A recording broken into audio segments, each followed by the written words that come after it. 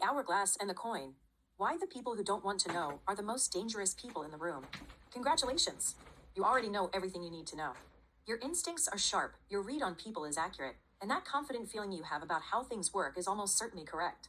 The world is pretty much what it looks like from where you're standing. No need to dig further. This essay is not for you. This essay is for the people who made the mistake of looking closer, who pulled on one thread and watched the sweater unravel, who asked one question too many and couldn't stop asking, who learned something they didn't want to know, and then learned something else, and now lie awake at 2 a.m. with a particular insomniac's curse of understanding more than is comfortable about more things than is useful. The people for whom ignorance stopped being bliss some time ago, and became instead a fading memory of a simpler life they can't quite get back to. Those people have a name for their condition. So does the other side. It started with a phone call. One, the discovery. It started the way most useful things start, sideways, mid-conversation, when nobody was trying to be profound. Two people on a phone call talking about consciousness.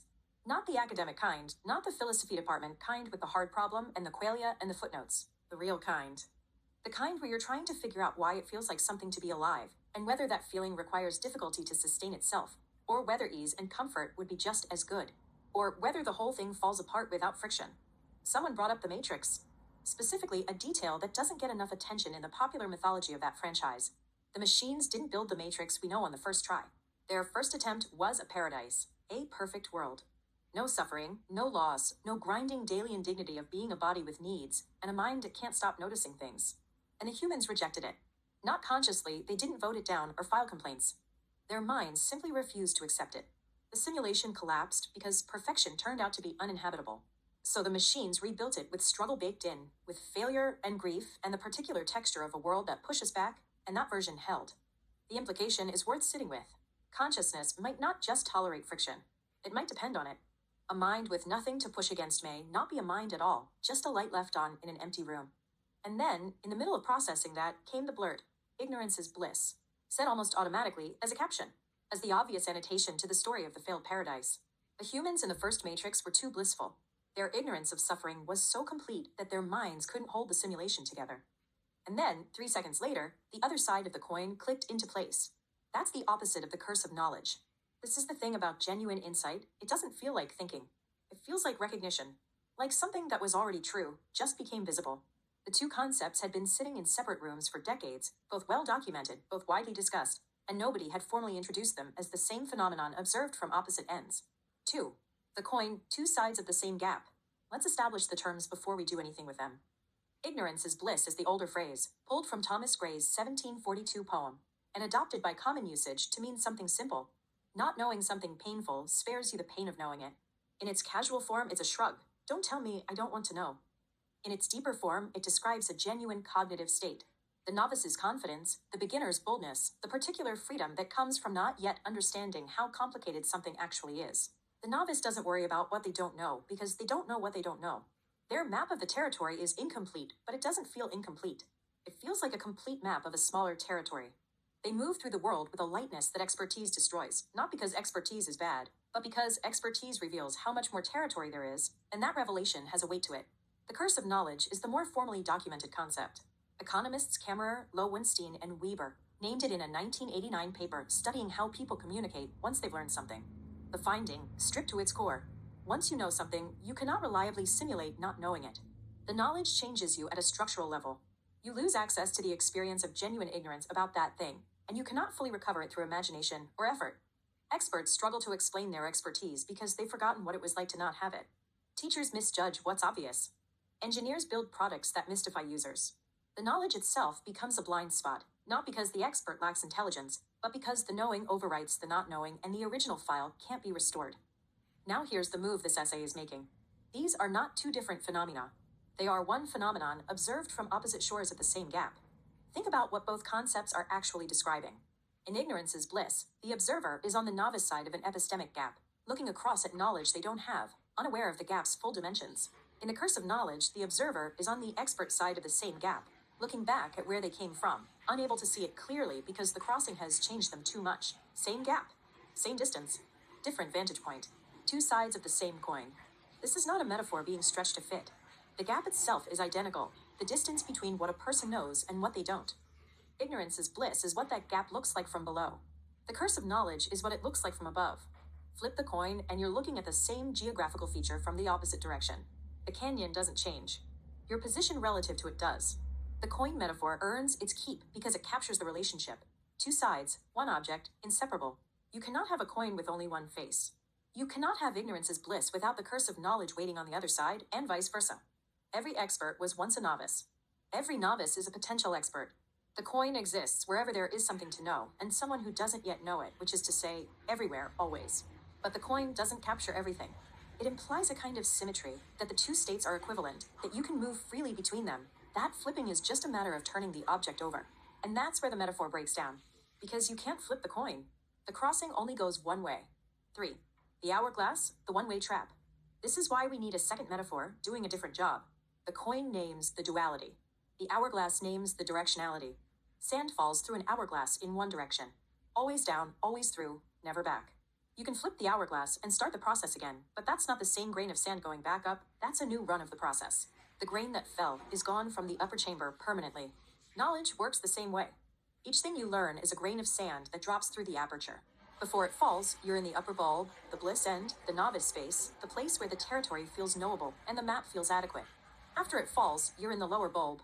You know something you didn't know. And here is the critical thing, the thing that makes the hourglass the right image. You never know which grain changes everything until it's already through. Some grains are trivial. You learn that a particular restaurant closed. The grain falls, it barely registers, the upper bulb is effectively unchanged. But some grains are transformative. You learn something about a person you trusted. You learn something about an institution you believed in. You learn something about your own body, your own history, the world's actual operating mechanics. And the moment that grain falls, you are structurally different. Your relationship to everything else you know shifts. The map reorganizes around the new information, and it is never the old map again. This is what we mean by the epistemic point of no return.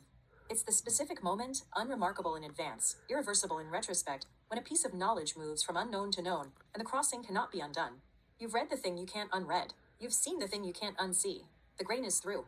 The upper bulb is one grain lighter and will never have that grain back. The hourglass also captures something the coin doesn't about the experience of the two states. In the upper bulb, you don't know you're in the upper bulb. That's the nature of the bliss end. You can't see the aperture from above, can't know how much sand is left, can't anticipate which grain will be the one that changes everything. The ignorance is total, which is precisely what makes it bliss. You're not suppressing knowledge. You genuinely don't have it. In the lower bulb, you know exactly where you are. You can look up through the aperture and see the remaining grains, can watch them fall one by one, can feel the accumulation of what you know pressing down. The curse is the weight of the lower bulb. Not just knowing this thing or that thing, but knowing that there are more things to know, knowing that each new thing you learn will reorganize everything else again, knowing that the upper bulb is finite and the process is ongoing, and you cannot get back to where you were before it started.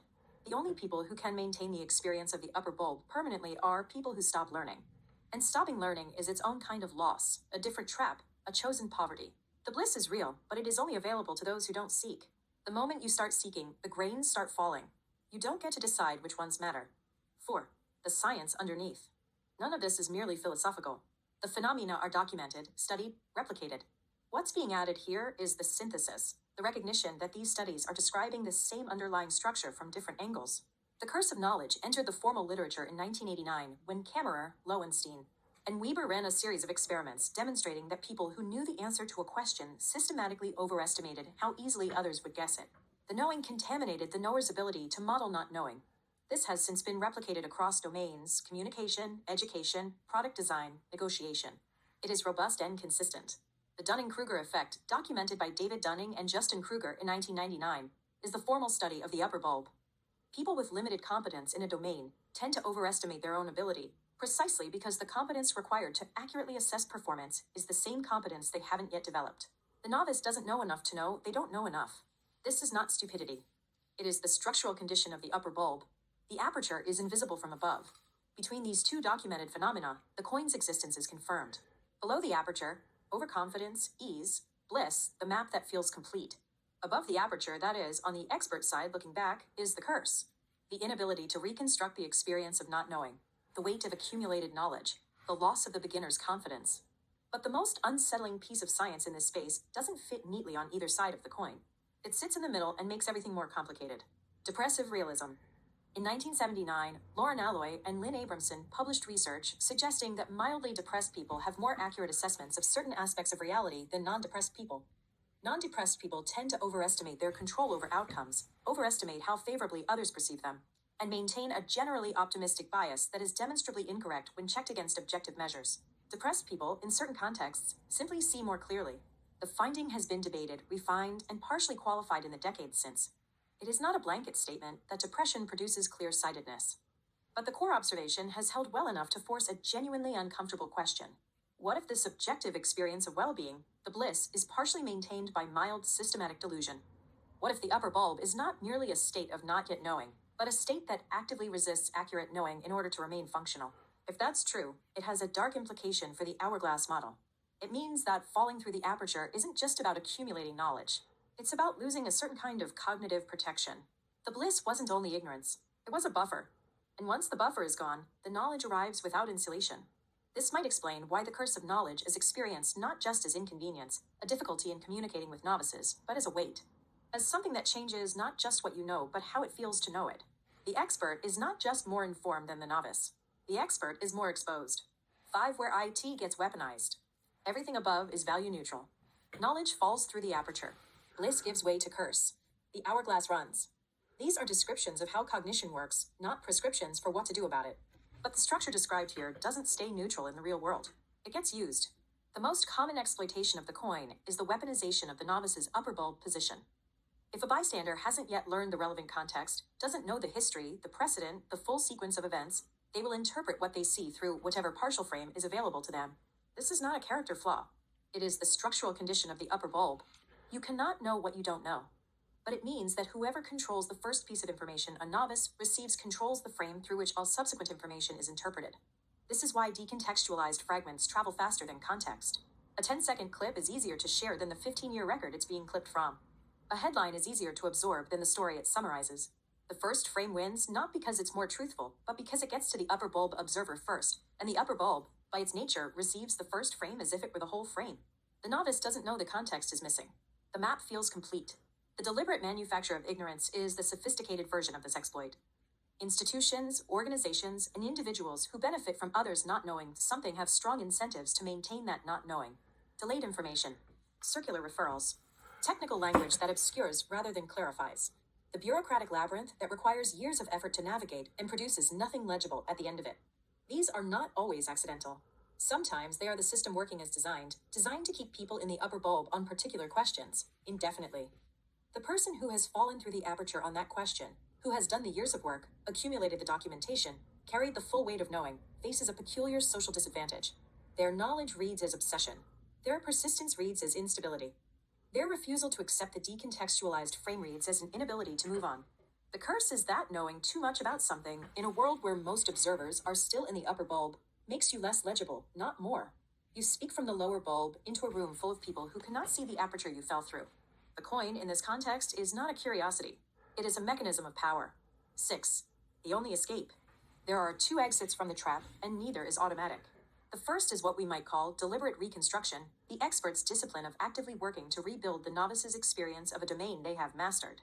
This is rare because it is genuinely hard. It requires holding 2 incompatible states in mind simultaneously, the knowledge you have and the experience of not having it, which the knowledge itself has overwritten. The best teachers, the best designers, the best communicators do this, not by pretending they don't know what they know, but by rigorously modeling what the novice sees, feels, and assumes before any of the expert's knowledge arrives. This is not a natural capacity. It is a practice. It requires consistent effort and consistent humility about how invisible the aperture is from above, how completely the novice's worldview is organized around the absence of what the expert knows. The expert must repeatedly remind themselves that the novice is not stupid, not lazy, not failing to grasp something obvious. They are in the upper bulb. The grain hasn't fallen yet. That's all. The second exit is what we might call deliberate exposure, the novice's discipline of actively seeking what they don't know, particularly in domains where they feel confident. This is rare because it is uncomfortable. The upper bulb is pleasant. The bliss is real. Seeking the thing that will destroy it requires a kind of voluntary discomfort that runs counter to the organism's basic preference for stability. But it is also the only honest path. The novice who mistakes the feeling of a complete map for an actual complete map will eventually be corrected by reality, which is a rougher instructor than any deliberate pursuit of knowledge would have been. The grain will fall one way or another. The question is whether you drop it yourself or wait for it to be knocked loose. Neither exit is available to someone who doesn't know the hourglass is there, which is why naming it matters. Not because naming changes the physics, the sand falls regardless of what you call it, but because seeing the structure allows you to act within it, rather than being merely subject to it. The coin tells you that ignorance and knowledge are not enemies. They are neighbors. Every expert was a novice. Every novice is a potential expert. The gap between them is not a judgment. It is a condition. The hourglass tells you that the crossing is real, it is one way, and the moment of crossing is often invisible until it's behind you. You cannot recover the upper bulb. You can only build something worth having in the lower one. Depressive realism reminds you that the lower bulb is not simply a place of greater accuracy and proportionally greater burden. It is also a place of greater exposure, where the buffer is thinner, and the weight of seeing clearly has a cost that the blissful novice above the aperture will not understand, cannot understand, until their own grain falls through. And the exploit, the weaponization of the gap, reminds you that this structure is not neutral in the world. People use it. Institutions use it. The deliberate maintenance of others in the upper bulb, on carefully chosen questions, is one of the oldest tools of power there is. The curse of knowledge is only a curse if you carry it alone. Knowledge shared becomes context. Context given to the novice moves them toward the aperture on their own terms, with their own agency, before someone else controls which grain falls first. The river of information doesn't forget what it carries. The question is always who gets to see the whole river, and who is only shown the part that someone else selected. The coin has two sides. The hourglass runs one way. The only move that matters is what you build at the bottom. 7. Reflections. Which leaves us with an uncomfortable final proposition. The curse of knowledge is not a malfunction. It is the proof of a life fully lived. Every grain that falls through the aperture is evidence of a mind that kept moving, kept seeking, kept refusing the comfort of the upper bulb when the lower one was available. The weight is real. The exposure is real. The loss of the buffer is permanent and non-negotiable. But the alternative, the frictionless paradise the machines tried to build, the map that never gets bigger because you never leave the territory you already know, is not bliss. It is stasis dressed up as comfort. The novice's confidence is lovely. It is also borrowed. You are spending down a resource you didn't earn and can't replenish. The curse of knowledge, by contrast, is entirely yours. You paid for every grain of it. So yes, if the hourglass isn't running, check your pulse. John F. Sendelbach is a landscape designer and public artist based in Shelburne Falls, Massachusetts. Thanks to RIS for the inspirational conversation. 4.8.26